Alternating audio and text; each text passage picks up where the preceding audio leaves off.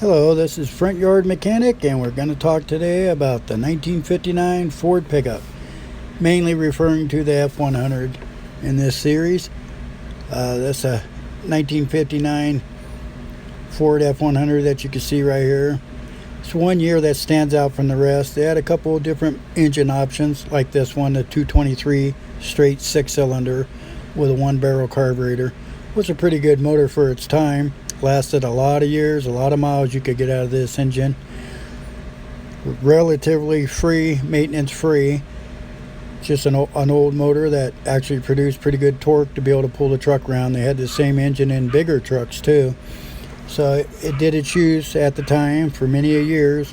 Pretty reliable, had points, not electronic ignition. Then you had the V8 model, which was called the Y block. Definitely you could tell those very easily by how the exhaust manifold crosses over the front of the engine.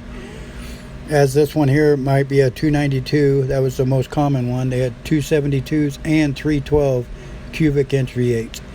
But here you go, you have a 1959 Ford F100. They had white wall tires back when they were made, and as you can see by the wiper blades, when the wipers are on, the wipers actually go toward each other instead of going together, sweeping across the windshield. They wiped into each other. I thought it was pretty cool at the time. I still do think it's cool how they are. But they had all different kind of options for these trucks. There's no step side when it comes to a Ford. That's a Chevy thing. They had flare side and style side beds, which you had just a smooth side like this one, and then you had the steps toward the bottom of the bed on the other kind. Most of them, this one here has about a 6.5 foot bed, but it was referred to as a 6 foot bed for that year. It had chains to put your chains on, then you drop the tailgate down, the chains held it up.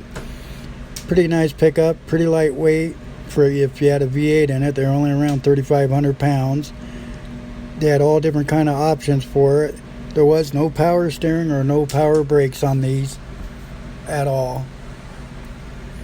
Ran pretty good, got real great fuel economy because they had all different kinds of transmissions. You had a 3-speed on the column, or you had a 4-speed with granny low on the floor, or you had an automatic. And some of the 3-speeds on the column, you get an option with an overdrive, and it was down by the emergency brake. You'd pull a cable and it would actually put it into overdrive, which the truck had no problem of bearing the needle at 100 miles an hour once you did that, if you had a V8. Very hard to handle on the road at that speed because, like I said, didn't have power steering. They had bias ply tires on them at the time. But still has a really massive, large steering wheel in there to help you be able to steer this. But as you can see here, it has white wall tires. They had the little center hubcaps when they came out, called dog dish hubcaps. That was just stock when they come out. The option was to get the hubcaps. Then you had these chrome mirrors here if you had a custom cab or if you wanted this option. Otherwise, they had the big mirrors with the big braces that was on them. They're usually painted white. Then you had other options that came with this truck. Well, you can see it has the Ford F100 on the side of the hood and the Ford lettering with the mesh screen right across the front of the hood. Then they had, this one here has the chrome bumpers. They also had solid steel ones you could get.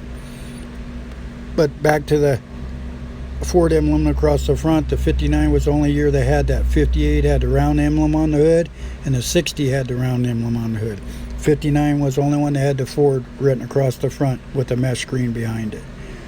But you had other options that came with this, as with the aluminum grille or the painted grille. This one here is a painted grille, as you can see.